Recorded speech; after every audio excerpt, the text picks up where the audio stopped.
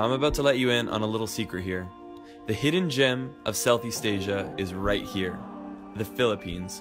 My favorite of all countries that I've traveled to. It is some of the most beautiful landscapes and the most incredible people you will ever come across. Now before you start taking advice from a random stranger, I want to give you a bit of my background. My name is Christian LeBlanc and I've spent the last 2 years traveling Southeast Asia. And with that, I've spent about 3 months of it in the Philippines. It's a country I plan to revisit very soon. Let's get started with the countdown. Number 10 is Boracay. Boracay is easily one of the most popular islands in all of the Philippines, and with that, it can get pretty busy sometimes. Now, that can be a good thing, that can be a bad thing. The great thing is, you can guarantee you can find some extremely beautiful hotels if that's in your budget. You can also find some relatively discount ones too, so budget shouldn't be too much of an issue here. The nightlife is pretty good, and the food selection is great. Boracay has everything from low-end hostels all the way up to extreme luxury hotels. It can be backpacked, but definitely expect to spend a bit more money here. The island of Boracay itself is extremely beautiful. Some of the bluest waters you'll see, and some of the finest white sand beaches. I would assume this is how it got so popular. The population of the island has outgrown the infrastructure at least 10 times over, and this can lead to a lot of congestion. But you're gonna spend most of your time on the beach anyway, so what does that matter? Number 9, Oslob. Oslob is extremely well known for one thing, and that is the whale sharks. This is a place where you can actually go and swim right next to these gentle beasts. Now there is a little bit of controversy that surrounds this because the whale sharks are fed, but I'll leave that up to your discretion. It's such a humbling experience swimming next to an animal that could literally grow as large as a small bus. In record they grow up to 40 feet, although it's very unlikely you'll see one this large. Only 30 minutes away, there's a couple sets of waterfalls. Tumalog is the most impressive of the two. It's a massive drop-off that creates a beautiful mist. Now if you're looking for more of an experience with the waterfalls, check out Aguinid waterfalls because you can actually scale up them, you can jump off of them. It's much more interactive than just looking at a waterfall like you do at Tumalog. It's definitely worth a visit. Number 8 on my list is Malapascua. It's very unlikely that you've heard of this place before, but there's a great reason to go, and it's this one animal that lives below the sea. It's very unlikely you've ever heard of this place, but Malapascua is home to one of the most beautiful creatures I've ever seen, the thresher shark. If you're a scuba diver, this is a must. There is no fish more impressive than the thresher shark. It has a long tail just like a scythe. You see it beautifully cutting through the water. For me, this made going to Malapascua 100% worth it. Now, the dive scene is incredible, but it's not the only thing. Malapascua Island itself is extraordinarily beautiful. Again, if you haven't already noticed the trend, extremely blue water, fine white sand beaches, and relatively expensive accommodations, so this definitely has to be something that you save up for. It's a very small island and all the accommodations on the island are quite expensive. Do a little research. We even managed to find a bit of nightlife on this incredibly dormant island. My girlfriend Laura really hit it off with the locals. If you know anything about the Philippines, you'll probably be shocked that I put El Nido in 7th place. El Nido is easily one of the most beautiful places in the Philippines and arguably the world. The beauty of this place leaves you in awe. Now let's start with the great things about this place. The 4-island tour is incredible because it lets you see the cerulean blue waters, the jagged cliff sides. It's seriously earth porn. It's nothing like you've ever seen before. The days in El Nido are unforgettable because you'll spend your entire day hanging around these beautiful landscapes. But this is where the problems start. When night hits, it becomes a bit less enjoyable, I'd say. El Nido's electrical grid is archaic at best. When we backpacked, we spent at least half of our nights in darkness. And worse than the dark, we spent it without any fan or air conditioning. It gets extremely hot in the Philippines, and when the power goes out, I become a pretty unhappy camper. In addition to this, if you're planning to do anything like I do as a YouTuber, uploading is basically a no-go. The internet speeds are so slow, and it will drive you mad. Now there are some ways you can get around these inconveniences. If you spend a lot more money, you can actually stay at accommodations that will have backup generators, and this will at least help take care of the problem of your air conditioning going out, so you won't sweat to death at night. I want to end this on a positive note because despite all the inconveniences of El Nido, the beauty of this place makes it all worth it, so you have to go check it out. If you end up going, make sure you do the 4-island tour, and make sure you climb Tara Cliff if you're willing to risk your life. It's extremely jagged, but the view you get is unforgettable. The next on my list is Bohol. Bohol is a large and magical island. There's so many things to see and do here. It never hurts to go around with locals. That's how we find some of the cool hidden gems, like this little hole in the ground. No pun intended. With Bohol being a big island, you could easily spend 5 to 10 days here. The most popular of the beaches is Alona Beach, and this is a place where you can stay at a 5-star hotel or at a guest house or hostel. The pricing is definitely on the expensive end, but nothing unreasonable. Also a must in Bohol is to rent a scooter. Some of the most incredible riding I've ever done has been done here on this island. You take the scooter, you drive up further north from Alona Beach, and you'll end up visiting these guys. These are tarsiers, animals only found in Bohol. They basically sit like this all day, but what more could you ask for? I mean, just look at him, he's chilling. Mondays, am I right? Also worth mentioning, I did go up further north to Anda Beach, and although I liked Anda, I didn't love it. I found it a bit of a dirty beach. For me, I would have preferred to have stayed in Alona Beach, rented a scooter, and used it to do day trips like seeing the Tarsiers, the Chocolate Hills, etc. You'll also see a lot of European-inspired churches while exploring the Philippines. This one here was built by the Spanish, and it was actually shook up during an earthquake a few years ago. Just after visiting the Tarsiers, you're gonna see the man-made forest. And true to its name, it's a forest that was actually hand-planted by men. It's a really awesome feeling because as you drive down this narrow road, you feel like you're going through a tree tunnel. It's great for Instagram goals, and it's definitely an awesome feeling as you're riding on your scooter.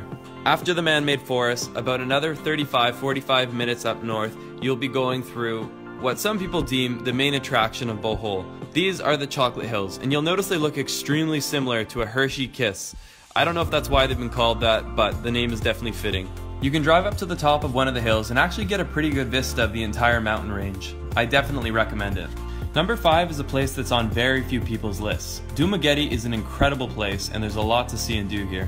It's a place I spent almost 2 weeks scuba diving and exploring its beautiful nature. If you go to Dumaguete, check out Casaroro Falls. I know I'm probably butchering it, but I'll write it down below. Right across from Dumaguete is a short boat ride to Apo Island. Make sure you check out this place. Apo Island translates into English as Turtle Island, and it's well named because everywhere you go is serious dirt, brah. There's sea turtles everywhere, and these chillers are used to having people around, so they don't mind when you swim up next to them.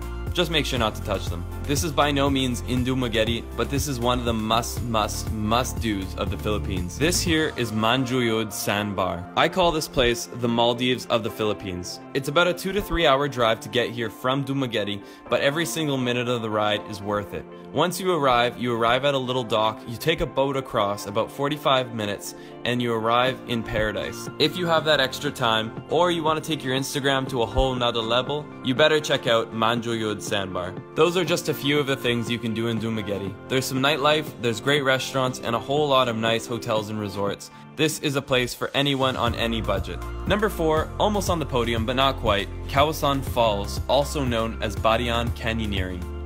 Now, before I even get into this, if you're not too afraid of heights and you're not afraid to get wet, this is one of the coolest things that you can do in the Philippines.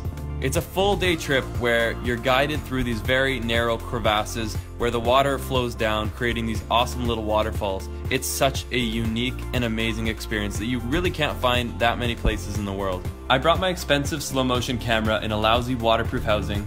I risked it for you guys. You're welcome. Barian Canyoneering is a guided expedition, and you cannot do this alone. By law, you need to have a guide, and I highly recommend it anyways. You would not want to do this alone. It's not too expensive. From my memory, it's about $30 US. You get a guide, and he shows you through the canyons, he pushes you off the cliffs, and you even get a meal out of it, so it's not too bad. At the end of the canyon is the world-renowned Kawasan Fall. This waterfall literally looks like the exit to the Gatorade factory. The water is this weird fluorescent blue that looks like it should be bottled and sold to people at a very high price. The water is quite cold, so it's a very nice refreshing break after a long day of jumping through canyons. Now I must mention that when this was filmed, I was actually one of the last groups to have gone through the Barian Canyon in quite some time, and I'm not even sure if they've reopened. The municipal government shut it down because they were worried about erosion, so do a little research. Hopefully it's reopened because it is one of the top things to do in the Philippines. Also, random insert, you'll see roosters everywhere in the Philippines. Cockfighting is basically a national sport. I named him Fred. The bronze medal goes to my favorite landscape in the entire world. This beach is seriously heaven, and I don't use that word lightly. It is my favorite, and I'm honestly blown away that to this day, Nakpan has not been developed as a resort town. This is the most incredible landscape that I've ever seen. Now, if you remember, we talked about El Nido being in 7th or 6th place. Well, Nakpan is about a 45-minute scooter ride away from El Nido. So again, if you were on the edge of going to El Nido, consider this. You will get Nakpan and El Nido together because they're only a scooter ride away from each other. The problem with Nakpan is this. Because it's such a beautifully untouched landscape, there's nothing on it. There's really only a couple guest houses with which they have no electricity after a certain hour. I think it's after 6 p.m. You have two options. You can either rough the heat and stay in a very basic guest house on one of the most beautiful beaches in the entire world, or you can just rent a scooter from El Nido and drive back to your hotel, resort, wherever you're staying in El Nido. But one of the most epic day trips you'll ever do. This island here is my silver medal. It's probably my favorite island in the entire world, and it's easily the best island in the Philippines. It is the definition of exploring, getting lost, and seeing things that few others have ever seen before. Bantayan Island is basically like Boracay before Boracay blew up. It has the beauty that will one day become a developed area, but for right now, this is a place that you can experience to yourself. There's so much to do here, from exploring the jungle to exploring the beautiful beach that surrounds the entire island. There's even goats that freely roam. This is Jerome. Definitely check out the mangroves. They're these little trees that grow on the water. Go explore the other side of the island where there's literally no identifiable landmarks. Just beautiful untouched nature and so many kids just playing on the side of the road. Definitely say hi to them. They really appreciate it and they're a lot of fun to hang out with. I joined a few kids in playing some basketball and it was definitely one of the highlights to my day. It wouldn't be a perfect island experience without a perfect sunset, and Bantayan certainly has a lot of them. In fact, the Philippines has plenty of them. I don't think I've seen more beautiful sunsets in my entire life. You really start to take them for granted because every single night you get a sunset that could easily be one of the most beautiful you've ever seen. Now, I don't want to call it the winner because everyone's a winner, guys.